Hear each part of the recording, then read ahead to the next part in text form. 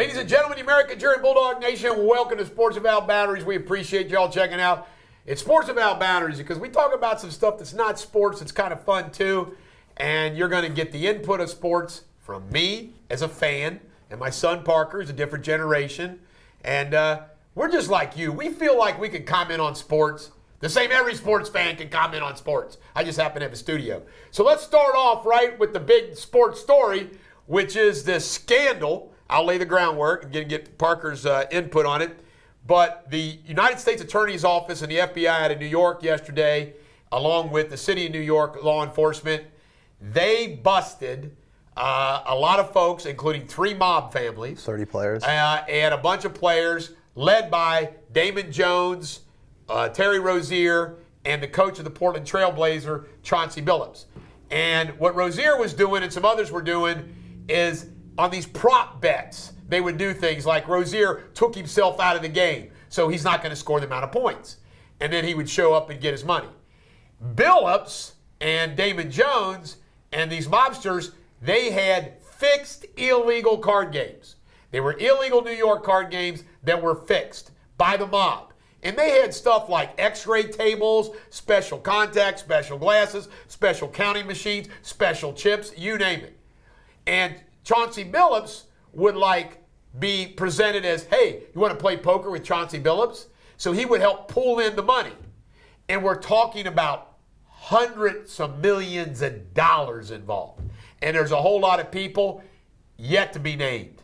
And son, I've said this forever, and then I'll turn it over to you. I've always thought that gambling in sports, even before it became legal, is widespread. Now it's even worse. What do you think about this whole ordeal? It's a mess, and they got to probably get a ring on it. I feel like illegal gambling safer than legal gambling. Could be.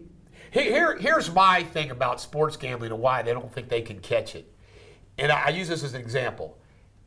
If I had control over something that I'm betting on, like a sports event, whatever it was, player, coach, I could have my buddy Ryan Riesenbeck, for example, make bets for me. Yeah.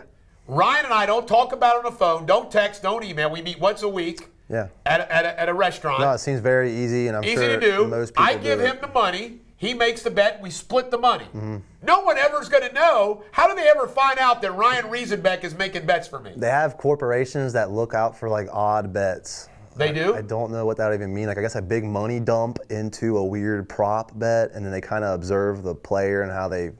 I never thought about that. Big companies betting. It wouldn't be hard to throw a game too, either, right? It's like. Well, son, I don't know if when you played middle school, I was friends. I forget his name, but I was friends with a couple of the referees, and they admitted to me they could control the outcome of a basketball game or football without anybody knowing it. Mm-hmm. You know, who you call foul on, who you don't call foul. You can control the outcome. I'm starting to realize, too, with watching all these sports, football and basketball are the only games where the referee is like an entity on the court. You're right. They take over. They can control more than anything else. It's a whole other team. You got 3 teams out there. It is. And what sucks as a fan, as a player, we've all been, you've been a victim of it, we've been a victim of it. It's almost brainwashed. Is when you see it happen. And then you still watch it. And there's not a damn thing you can do about it. Yeah. Like protests never work. No. You know, they don't overturn games. They don't even look back at the film. I mean, it's a joke. Yeah. But there are so many times, like in football, the holding call. I like this right here. Norm Macdonald said this about gambling. Never bet on a sport that doesn't have a round ball. You can't trust a football. You throw a football, you don't know where it's going to go. That's a good point. It's kind of funny. That's kind of funny. But I just think this is so deep. And now that gambling's legal, it's going to even be worse. I think it's ruining younger generations, too. I mean, kids that work their tail off at, whatever job, and they spend a lot of their paycheck. You'll see those people on the internet. They'll, spend their whole paycheck on the Chiefs to beat the Jaguars. Jaguars win. Right. That guy might commit a crime now. He might steal from people. It causes people to become desperate. Yeah, I'm one of these people that, I personally oppose legalization of marijuana, opposed legalization of gambling, but it was like the tide was so big that it's like marijuana is going to be legal again. So let it. But it doesn't mean that it's good. No. It doesn't mean it's good. For example, I used to bet on the Dallas Cowboys, and when they lost, I was so freaking miserable. That makes sense. I just stopped betting. And I don't gamble at all. Yeah. Because when you lose, it like hurts. It causes cancer. It causes all It kinds causes of diseases, stress, pull your hair stress. out. I don't got no hair to pull out, but if I Don't you did, think it's funny, too, that they always have those hotlines, Parker, that say, oh, if you're a gambler and you got a problem, call. Oh, yeah, right. That's that word. It's like you they hear this, want people with gambling problems. It's like you hear the story about people who you can go to a casino and tell them that you're not allowed back there, and then people will still try to sneak in. They'll ban themselves and then try to get back in. Well, I just think refs in football have been awful. I think doing prop bets is a scam. That obviously. Prop bets is a scam. It's just why not bet the team to win, and then it makes it a little fun. Bet $5 on the fucking game. Who cares? Right. All right, the Dodgers and Blue Jays play tonight. I would like to just say that the Dodgers are obviously loaded. The Blue Jays can hit. I was rooting for the Mariners. I'm going to root for the American team, the Dodgers. How about, before we talk about the Dodgers and Blue Jays, how about Ohtani's last game? 3 homers, 10 strikeouts. He's a true samurai. But let's not forget, he had a bad preseason before that. So we'll see how the night goes. The Dodgers have been playing 10 days. Yeah, I know. Who are you rooting for? The Blue Jays. I think Blake Snell's a great pitcher. Vladimir Guerrero hits good against lefties. I predict it'll be like a 2-0 game, Blue Jays. The Blue Jays can really hit. So can the Dodgers. Dodgers can pitch. It could be interesting. I'm just going to go for the Dodgers because they're the American team. However, my cousin Josh pointed out, the Reds, 75-76, the last time the National League won back-to-back. Dang. So I kind of like to hope the kind of Blue Jays win for that reason. Yeah. What do you think about some college football coaches? We talked about this a lot while the game was going on. Mark Stoops had Texas beat. Mark Stoops is an embarrassment to college football. That guy gets paid a SEC coach salary and has to perform at the UK's the worst football team in the SEC now. They expect to lose, but he gets paid like Nick Saban. Right. It makes no sense, and his play calling is so reserved, and he is so comfortable with that job. He's not afraid to lose it. He's not taking chances.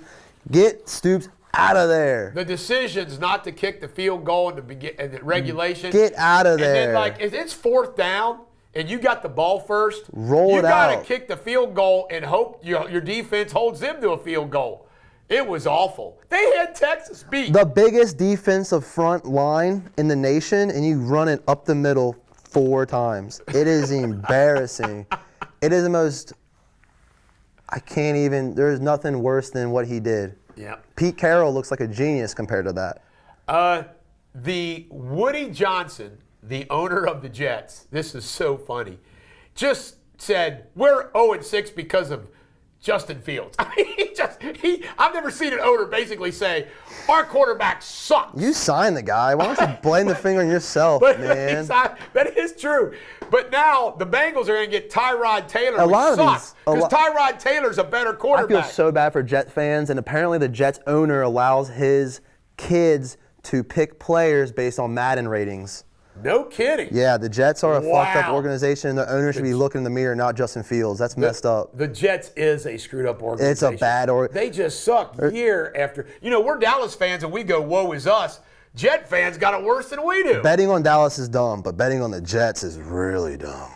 Joe Burrow claims he's going to be back by week 16. I'm calling him Too Brittle Joe. Not Joe Cool. He's made of clay. He's not cool because he's a stylist and he wears cool clothes. It's really important to grow up with brothers who make fun of you for wearing dorky clothes. Good point. It's freaking in the ecosystem. Joe Burrow did not have anybody making fun of him for wearing those box t-shirts, chains. You're a white guy dressed like a Sims character. He definitely, early on especially, he definitely wanted to dress like a black man. Dress like Josh Allen, Patrick Mahomes. Stop dressing like Lamar Jackson dresses cool. Don't. Right. He's got a stylist. I saw this video of Joe Burrow getting different designer bags to see what bag matches his outfit. And this is supposed to be our guy. I hate it. Cooper Flagg had his first career game with the Mavericks. They lost. They got blown out by San Antonio. Wimbawambi. Holy cow, man. Did he go crazy? He went crazy. 40 freaking points. I love it. Was unstoppable. How many rebounds? Cooper Flagg, they had him playing point guard.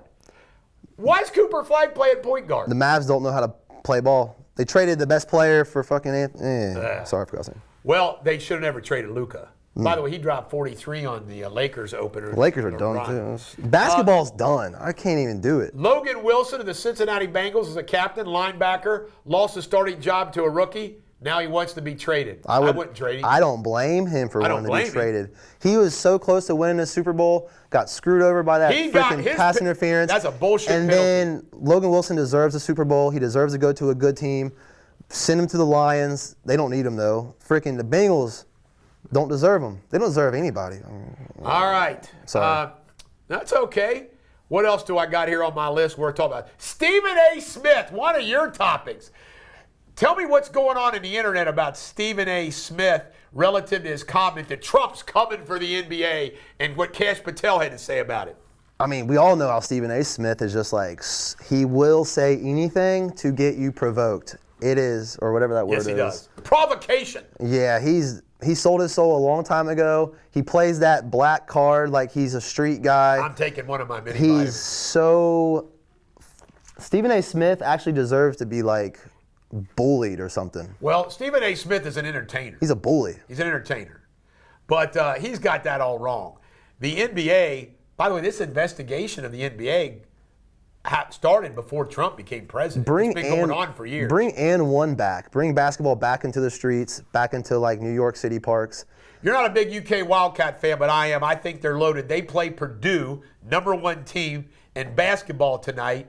Do you have any comment that you'd like to say about? I have no comment. I've been seeing that the G League players are going to back to college. How's that work? I don't know how that works. I know a few teams got some G League guys. You've told me recently that you're into soccer a little bit. You've been watching a little bit of soccer. You've been watching hockey. Kind of a joke. Lionel Messi was kind of a joke. Lionel Messi won the Golden Boot. What do you think? Soccer is for girls, and I would watch girls soccer because it's the running around. Well, you got hooked on girls volleyball there for a while, son. I still watch it if it's on.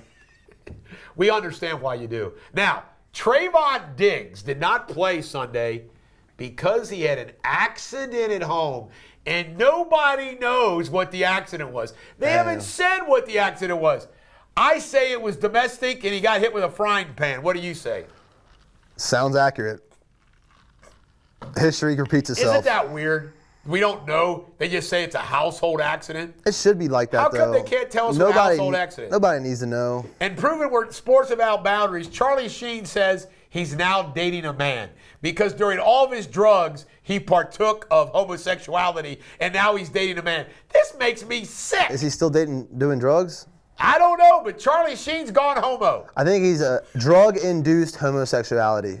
So he's not really a homo. It must be. But he's on drugs, so it must be. Not in the right mind. After watching UK almost beating Texas, what do you think about Arch Manning's college career? I got nothing to say. Arch Manning does not come from the blood of Eli or Peyton. And Peyton. He comes from Cooper. Can you imagine if Arch flames out, how bad they're going to tease Cooper? Well, you can't make it to the big leagues when you're like a rich. When you sleep on silk sheets, you're not going to be tough. It's not the same. Look what happened to Conor McGregor. McGregor got his admits money. It. He admits it. He lost his edge. He admits it. Speaking of some Dallas Cowboys, this is national news. It's worth talking about. How good, because they've only played in 2 games together, and last Sunday was one of them. Flacco? CeeDee Lamb and Pickens. Oh, great combo. Probably best receiving combo in the league. I think it's the best receiving combo in the league. Pickens is fun to watch. He's a highlight reel. He is fun to watch. He might be drunk out there. He acts crazy. He is fun to watch. Trying to jump over everybody. What else do we got? I think that kind of covers everything. Chargers, 37. Chargers Vikings 10 game last night. Carson Wentz era is over for the Vikings. The Vikings should change their color. Purple's not a good look. I got a couple funny things. Cowboys, Broncos, do we beat them? I say we do. In Denver, I think we do. All right. Now, we're going to close with this. Speaking of who's hot and who's not, there is a European Italian referee that is apparently so hot. I sent it to Sabrina. Players can't. That they've actually told her to tone it down. That's funny. She's a distraction on the field. Speaking of referees. Yes. Now I say let referee women be hot. What do you say? They should be hot. Everybody play better. Everybody play better. All right, this has been another episode of Sports Without Boundaries. Tune in next week for another one. Thank you, Parker. You did very well as always. Thanks for carrying me to the finish line. This is the Bulldog. Every dog has their day. Have a great day. Thank you.